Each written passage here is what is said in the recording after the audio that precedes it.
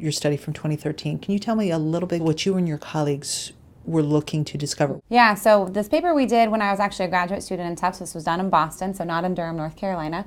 I was really interested in how malleable our perceptions are about racially ambiguous or racially mixed people. So a racially ambiguous space is someone you might not be able to tell so easily if they're white or black or Asian. It's just a kind of complex situation. And from a lot of the work that existed to date, people were sort of arguing there's always this one drop rule that's applied to how it is we view these mixed race spaces. So if you look one drop not white, you're going to be more likely to categorize this person as black, for example, or as Asian.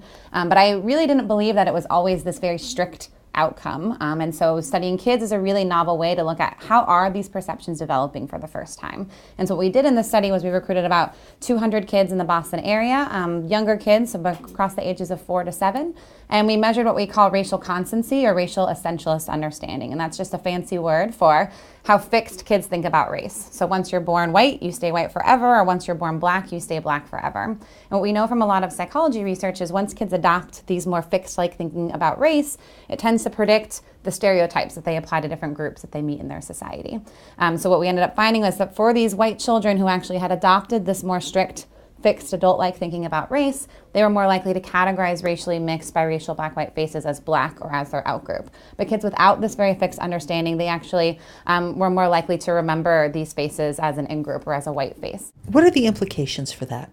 For me, it actually is really exciting to sort of suggest that racial and social categorization in general isn't as fixed as what I think a lot of people think in our society. There's specific context, situations, your racial group membership, and for kids in particular, the diverse environments you're growing up in. So the types of socialization that maybe parents are giving their kids or the type of media that they're watching, all these things are influencing how and when kids learn about race. And these same ideas are definitely going to trickle up into adulthood. You had also done some recent studies on adults. Could you talk to those a little bit? Adults to me they're grown-up children, right, to a certain extent, but they're also a little harder to test because of what we call social desirability concerns. So a lot of adults, when they come into my lab, are really worried about being perceived as a prejudiced or a biased person because I study racial issues, which is a really sensitive topic, obviously, in our society. So in this set of studies, most recently, we are trying to, again, see if we could move around how adults see these racially ambiguous black-white faces. So what we do in our lab a lot is we tend to threaten people's social identity, and that sounds really mean, but what we know when someone's under social threat, there's usually two responses. You're either going to push someone away from your group in order to reaffirm your sense of self and who it is that you are, or you're going to bring more people into your group, right, to sort of build up that group membership and build up that group belonging. And so we're able to manipulate that in the lab, and we find that for adults, when you threaten them, they are more likely to categorize ambiguous group members as an outgroup. So they're reaffirming that sense of self. So it's this kind of nice way of measuring group belonging and group identity through a very simple face categorization task. Why is this important in terms of society? I think it's really important because race and social categorizations, whether we're categorizing someone by race, gender, religious orientation, any of these visible markers, we categorize people instantaneously. And so the more research that we have to understand, well, what situations do cause us to view someone as being more similar versus less similar to ourselves? This has incredible downstream consequences, such as simple who our friends are, who we want to date, but also job hiring outcomes, jury sentencing. There's been a lot of racial categorization studies to show that the darker skinned someone may be, they tend to get longer sentencing, harsher punishments. So there's a lot of different contexts where we can see how racial categorization actually plays out in everyday world. You're also looking at this in kids, the same study, and can you tell me a little bit about that? To get back to my developmental interests, I really think that kids are the way for us to figure out how it is we can start interventions, how it is we can make kids think more flexibly about our growing and diversifying world right now. So we just finished collecting data from kids in Chicago and kids here in Durham, in addition to kids in Taiwan, actually. So it's really exciting. We're doing the first cross-cultural study to see, is this a unique racial categorization experience for kids in the United States, where race is a very kind of special controversial topic, or do we find the same categorization outcomes even for kids growing up in Taiwan, where there is a very different outlook on race and culture?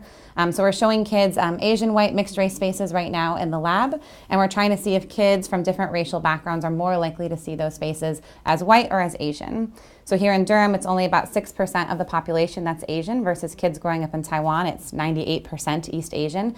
And what's interesting is we're actually finding the same exact effects for kids in both contexts. So kids here in Durham and kids in Taiwan, if they're Asian, are more likely to categorize these Asian white faces as white or as an outgroup.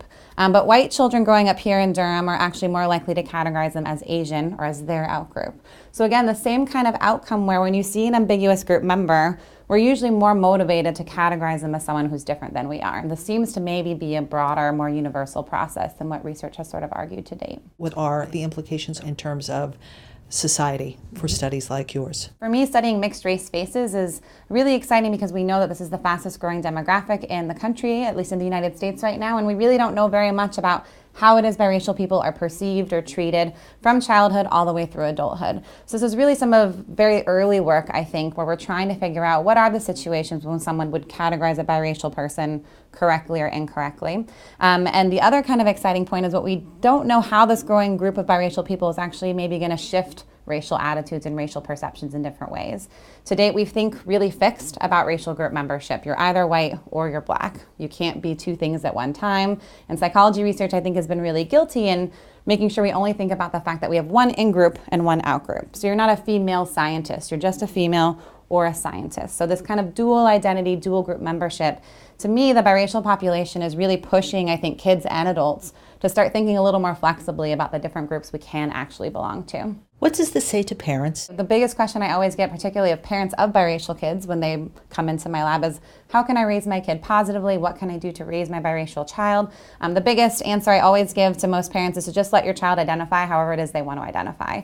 It's these forced categorizations, these forced identities that people are pushing on kids and adults from the biracial demographic that seems to on average lead to very negative outcomes for this group in our society. They experience a lot of racial conflict. And so again, being as open to any kind of identity choices, I think is the best step, at least for parents raising biracial kids. We also have some data from biracial kids on the same facial categorization study, and what that shows actually is that biracial children actually don't have a bias in how they're categorizing these faces. So they would categorize them equally as white or as Asian. And so to me, this is really nice evidence to suggest that if you are growing up in a really diverse household, if you have lots of contact with people who are different, maybe it's going to reduce some of that fixed thinking about race and other social categories. And so this is some of the first data to include biracial kids to look at these categorization outcomes. Sarah, is it important for parents to have their kids explore both races without pushing one or the other, and how do you go about doing that? It's a tricky question, and I think most of our research about biracial kids in particular focuses on half white, half black kids, or half white and half Asian kids, and a lot of it's from two-parent households as well. So if you're a biracial child growing up in a single-parent household, you might not have the same exposure to both of your cultures or both of your racial backgrounds, and there's really very little data out there. I think what we can argue from a lot of clinical research that's out there right now is that if you do deny one of your racial identities more than the other because of something in society or a kid at school or whatever the case may be, that does tend to lead toward more depression, more anxiety, substance abuse for college-age students in particular. So again, figuring out ways to positively claim your identities and positively claim that sense of self is really, I think, the best pathway for biracial development. What does this say to schools, again, and communities about how we perceive these relationships and how we continue with relationships? I think from the school settings, healthcare settings, our forms are really not very inclusive of this rising demographic. So as a biracial person myself growing up, I was often confused on school forms on which race I should mark if I could only mark one. It creates this conflict and struggle for biracial kids in all kinds of environments. From a perception angle, though, which is the work we're doing right now, it's also pretty clear to me that kids growing up with other biracial kids in their classrooms might not be seeing their kids accurately, right? Or might be excluding them more often. And there's some work in sociology that suggests that biracial kids are actually left out of playgroups more often than other groups. And I think it might be linked to this idea that when you're ambiguous, we're more likely to categorize you as an outgroup or as not a friend. You said it's the fastest growing demographic. Can you give me some details? Most recent U.S. Census data is projecting that by 2050 or so, the mixed race population in the U.S. should be around 30 to 40% of the population. Right now, it's about 4 to 5%, depending on where you're growing up. Hawaii is the unique outlier in the United States, and I do have a collaborator there, Kristen Pauker, and we do a lot of comparisons between if you're a kid growing up in Hawaii, where you have lots of mixed race people around you, versus in the mainland U.S., where there's not as many mixed race people around. How does that, again, shift your perceptions of these groups? So we're looking at really next generation. Next generation, yep. And so this is the fastest growing youth population. The fastest growing adult population is actually the Hispanic Latino group, just from immigration patterns. But interracial marriage is also at the highest levels it's ever been before. I do think a lot of these things are underestimates, though, because the census actually is trying to shift their different racial and ethnic categories even for this upcoming one, but it was only in the year 2000, which was the first time people could even mark more than one race on the census form. And we know there's a lot of variability on what identities people claim or don't claim, particularly on healthcare forms, government forms, things of that sort. I want to ask you some specifics about what we'll see your research assistants do. Can you describe what they'll be looking at? Yeah, so we run kids both in our lab here at Duke University, and we also run them at the Museum of Life and Science here in Durham, so we get community members in both kind of contexts.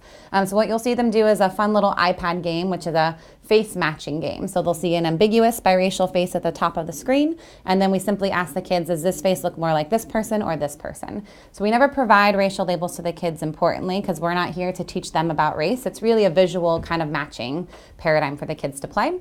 After they do an iPad game, we then actually do a coloring task where they see 4 additional mixed race faces, and Crayola has a really awesome multicultural crayon set that actually has 8 different skin tones of color, and we present these crayons to the kids and simply say, can you color this smiley face to look like this person? So it's another way, besides a forced choice task, to look at the variable views of how kids view skin tone for these racially ambiguous populations. What would you want people to know about the research you're doing here and the implications? I think from a perceiver side, I think we should be a lot more careful on how it is we actually categorize people and be aware that sometimes we are inaccurate in what groups we think someone may or may not belong to. And that inaccuracy we know can lead to really negative social interactions for kids in a classroom or on a playdate or even for adults in the workplace. So really being a little more aware of all the groups we can belong to and those visible versus invisible identities is something I really like to stress to people. Area of expertise? Social psychology and developmental psychology. If you could give me some of your background, where you got your undergrad, your master's, your advanced degrees. Yeah, so I grew up in California, in Sacramento, with my family. After growing up there, I went to UC Berkeley for undergrad, where I was actually a social welfare major, but worked in some developmental education labs. I then moved to Los Angeles for a few years to work as a lab manager. That's where I actually ran the very first study with biracial infants ever in the history of psychology research. That really motivated me to want to study biracial issues. And being biracial myself, it was a very telling moment to realize that no one had really included these groups or perceptions of these groups in research to date. After my time in Los Angeles, I went to Tufts University to get my PhD in social psychology. It's in the Boston area. And then I did a postdoc position for 2 years at University of Chicago in the psychology department there. And so I've been at Duke about a year and a half or so now.